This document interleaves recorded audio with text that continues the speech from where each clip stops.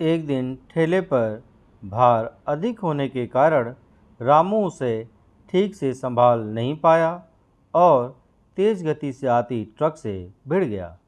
अगले ही पल उसकी मौत हो गई और उसके पीछे रह गई उसकी पत्नी जानकी और दो छोटे छोटे बच्चे गुड्डी और गुड्डू। एक तरफ रामू का अंतिम संस्कार किया जा रहा था और दूसरी तरफ उसके बच्चे बिलख रहे थे। नहीं, इसलिए नहीं कि पापा मर गए थे, वे तो भूख से बिलख रहे थे।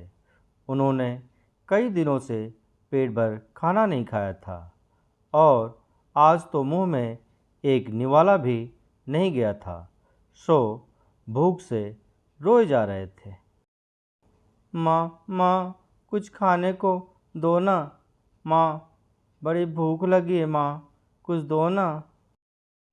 कोई पत्थर दिल भी इस दृश्य को देखकर पसीज जाता। पड़ोसियों को भी दया आ गई। अगल बगल से खाना आ गया। बड़े दिनों बाद आज गुड्डी और गुड्डू पेट भर के खाना खा रहे थे। अजीब विरोधाभास था। एक तरफ लोग रामू की मौत पर दुख व्यक्त कर रहे थे, वहीं दूसरी तरफ उसके अपने बच्चे बड़े चाव से भोजन कर रहे थे।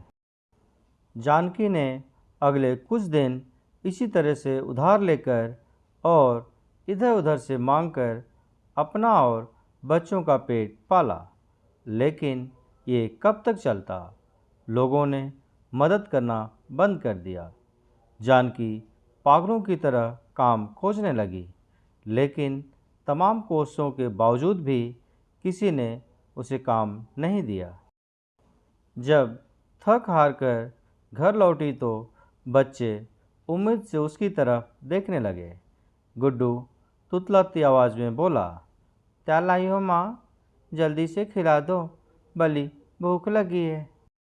माँ रो पड़ी और बच्चे समझ गए कि माँ के पास कुछ भी नहीं है। एक पल के लिए अजीब सा सन्नाटा पसर गया। फिर गुड्डी बोली, माँ, ये गुड्डू कब मरेगा? पागल हो गई है? ऐसा क्यों बोल रही है? माँ ने डांटते हुए बोला। माँ, जब पापा मरे थे तो उस दिन हम लोगों को पेट भर खाना मिला था। गुड्डू मरेगा तो फिर खाना आएगा ना? गुड्डी की बातें सुनकर माँ की आंखें फटी की फटी रह गईं। उसके पास गुड्डी की बात को कोई जवाब ना था। दोस्तों, ये सिर्फ एक कहानी नहीं है, ये दुनिया के करोड़ों लोगों की हकीकत है। इस पर गौर कीजिए। जिस खाने को हम थाली में ऐसे ही छोड़ देते हैं, उसकी कीमत को समझिए। बचपन से हमें अन्न का आदर करना सिखाया जाता है, लेकिन चूंकि हमने कभी असल भूख नहीं देखी होती है, इसलिए हम उसका आदर करना नहीं सीखते। एक दिन, बस एक दिन भूखा रहकर देखिए और आप करोड़ों लोगों का दर्द समझ पाएंगे। चलिए, हम प्रण करें कि हम कभी भी अन्न का अपमान नहीं करेंगे। हम कभी भी खाना बर्बाद नहीं करेंगे। हम कभी भी होटल जाकर दो लोगों के बीच चार लोगों का खाना नहीं मंगाएंगे। चलिए, अन्न को बचाएं और उसे ऐसे लोगों तक पहुंचाने का प्रयास करें जिन्हें इनकी सचमुच ज़रूरत है। ह्यूमन इमोशंस को छूती ये दुख भरी कहानी आपको कैसी लगी? कृपया अपने कमेंट्स शेयर करें और इस कहानी को अपने मित्रों व प्रियजनों के साथ ज़रूर साझा करें। धन्यवाद। मैं थक हार कर काम से घर वापस जा रहा था। कार में शीशे बंद होते हुए भी जाने कहाँ से ठंडी ठंडी हवा अंदर आ रही थी। मैं उस सुराख को ढूंढने की कोशिश करने लगा, पर नाकामयाब रहा। कड़ाके की ठंड में आधे घंटे की ड्राइव के बाद मैं घर पहुंचा। रात के 12 बज चुके थे। मैं घर के बाहर कार से आवाज़ देने लगा। बहुत देर हॉर्न भी बजाया। शायद सब सो चुके थे। 10 मिनट बाद खुद ही उतरकर गेट खोला। सर्द रात के सन्नाटे में मेरे जूतों की आवाज़ साफ सुनी जा सकती थी। कार अंदर कर जब दोबारा गेट बंद करने लगा, तभी मैंने देखा एक 8-10 साल का बच्चा अपने कुत्ते के साथ मेरे घर के सामने फुटपाथ पर सो रहा है। वह एक अधफटी चादर ओढ़े हुए था। उसको देखकर मैंने उसकी ठंड महसूस करने की कोशिश की तो एकदम सकपका गया। मैंने मोंटी कार्लो की महंगी जैकेट पहनी हुई थी, फिर भी मैं ठंड को कोस रहा था। और बेचारा वो बच्चा, मैं उसके बारे में सोच ही रहा था कि इतने में वो कुत्ता बच्चे की चादर छोड़ मेरी कार के नीचे आकर सो गया। मेरी कार का इंजन गर्म था। शायद उसकी गर्माहट कुत्ते को सुकून दे रही थी।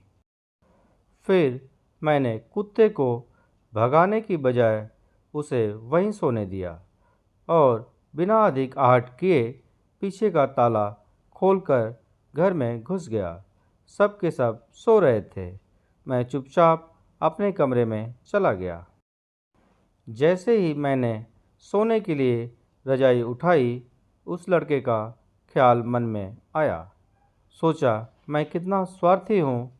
मेरे पास विकल्प के तौर पर कंबल, चादर, रजाई सब थे, पर उस बच्चे के पास एक अधफटी चादर भर थी। फिर भी वो बच्चा उस अधफटी चादर को भी कुत्ते के साथ बांटकर सो रहा था और मुझे घर में फालतू पड़े कंबल और चादर भी किसी को देना गवारा नहीं था। यहीं सोचते सोचते ना जाने कब मेरी आंखें लग गई। अगले दिन सुबह उठा तो देखा घर के बाहर भीड़ लगी हुई थी। बाहर निकला तो किसी को बोलते सुना, अरे वो चाय बेचने वाला सोनू कल रात ठंड से मर गया। मेरी पलकें कांपी और एक आंसू की बूंद मेरी आंख से छलक गई। उस बच्चे की मौत से किसी को कोई फर्क नहीं पड़ा। बस वो कुत्ता अपने नन्हे दोस्त के बगल में गुमसुम बैठा था, मानो उसे उठाने की कोशिश कर रहा हो। दोस्तों, ये कहानी सिर्फ एक कहानी नहीं, ये आज के इंसान की सच्चाई है। मानव से अगर मानवता चली जाए तो वो मानव नहीं रहता, दानव बन जाता है। और शायद हम में से ज़्यादातर लोग दानव बन चुके हैं। हम अपने लिए पैदा होते हैं, अपने लिए जीते हैं और अपने लिए ही मर जाते हैं। ये भी कोई जीना हुआ? एक राजा ने भगवान का एक सुंदर मंदिर बनवाया और उसमें एक पुजारी को काम पर रखा। इस बात को बहुत समय बीत गया। अब राजा भी बूढ़ा हो गया था, लेकिन राजा का एक नियम था कि वह हर सुबह अपने सैनिकों के साथ फूलों की माला भेजेगा और पुजारी उस माला को भगवान कृष्ण को चढ़ाता था। उसके बाद जब राजा भगवान के दर्शन के लिए आता तो पंडित जी भगवान के गले से माला उतारकर राजा के गले में डाल देते। यह लगभग रोज की बात थी। पुजारी बूढ़ा हो रहा था और राजा भी बूढ़ा हो रहा था। एक दिन राजा की तबीयत खराब होने पर राजा ने सिपाही के हाथों पुष्पमाला भेजी और सिपाहियों से कहा कि पंडित जी को कह देना कि आज हमारी तबीयत ठीक नहीं है, आज हमारा इंतज़ार ना करें क्योंकि हम आज नहीं आ पाएंगे। फिर सिपाही ने जाकर पुजारी को पुष्पमाला दी और पंडित जी को सारी बात कह बताई। पंडित जी ने श्री कृष्ण को पुष्पमाला अर्पित की तो पंडित जी ने सोचा कि इतने वर्ष हो गए, भगवान का यह हार हमेशा राजाओं ने पहना है, लेकिन मैंने खुद आज तक इसे कभी नहीं पहना है।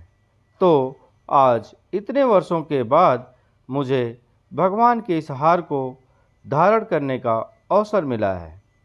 यह निश्चित रूप से भगवान की इच्छा है, इसलिए यह परंपरा थी कि भगवान के उस हार को कैसे छोड़ देंगे। इसलिए इस बार पंडित जी ने वह हार अपने गले में डाल दिया। तभी सिपाही दौड़ता हुआ आया और बोला कि राजा साहब मंदिर आ रहे हैं, क्योंकि वहाँ महाराज की तबीयत ठीक नहीं है। आप सारी तैयारी करके रखें। इतने सालों से चली आ रही परंपरा को राजा तोड़ना नहीं चाहता, इसलिए वह मंदिर आने लगा। पंडित जी ने तुरंत गले से हार उतारकर भगवान को अर्पण कर दिया। पंडित जी ने क्या भूल की समझ नहीं आया। पंडित जी ने सोचा कि यदि राजा को पता चल गया तो वे उसे दंड देंगे। अब जब राजा आया तो प्रतिदिन की भांति पंडित जी ने भगवान के गले से हार उतारकर राजा को पहना दिया, लेकिन राजा की नज़र माला पर पड़ी। माला पर सफ़ेद बाल गिरे हुए थे और उन्होंने महसूस किया कि सफ़ेद बाल पुजारी के हैं। राजा ने पुजारी से पूछा कि क्या तुमने यह माला पहनी थी? सफ़ेद बाल कहाँ से आए? तो पंडित जी डर गए। डर के मारे कहा कि यह सफ़ेद बाल श्री कृष्ण का है, भगवान का है। राजा को गुस्सा आया कि पंडित ने धोखा दिया और ऊपर से झूठ बोल रहे हैं, और उन्होंने पूछा कि कृष्ण के बाल कब सफ़ेद हुए? ठीक है, कोई नहीं, मैं कल सुबह के समय आऊँगा, फिर देखूँगा कि श्री कृष्ण के बाल सफ़ेद हुए हैं या नहीं। और यह याद रखना पंडित, अगर बाल सफ़ेद नहीं काले हुए तो इस फरेब के लिए तुम्हें फांसी पर लटका दिया जाएगा। राजा नाराज होकर चले गए और इधर पंडित जी को अपनी मृत्यु दिखाई देने लगी। उन्होंने भगवान कृष्ण को प्रणाम किया और कहा कि भगवान मुझे क्षमा करें, मुझे लोभ हुआ और सोचा कि यह माला मैं भी पहन लूं। भगवान मुझे बचा लो, नहीं तो कल मैं निश्चित रूप से राजा के हाथों मारा जाऊंगा। पंडित पूरी रात भगवान से प्रार्थना करता रहा, रोता रहा। अगली सुबह राजा श्रृंगार के समय आया और राजा ने पंडित से कहा कि पंडित मुकुट उतार दे, मैं बांके बिहारी के बाल देखना चाहता हूँ। पंडित जी ने घबराकर मुकुट हटा दिया और मुकुट उतारते ही राजा के होश उड़ गए। कृष्ण की मूर्ति के सफ़ेद बाल थे, लेकिन राजा को लगा कि पुजारी फिर से चाल चल रहा है। क्या उसने अपनी जान बचाने के लिए उसने बाल रंगे थे? इसलिए उसने जांच करने के लिए बाल तोड़ना शुरू कर दिया, और जैसे ही राजा ने बाल उखाड़े, मूर्ति से खून निकलने लगा। यह देखकर राजा भगवान के चरणों में गिर पड़ा और क्षमा मांगने लगा। भगवान मुझे क्षमा करें, मैंने बहुत बड़ा पाप किया है। मैं सही और गलत को भूलकर संदेह से इतना अंधा हो गया हूँ।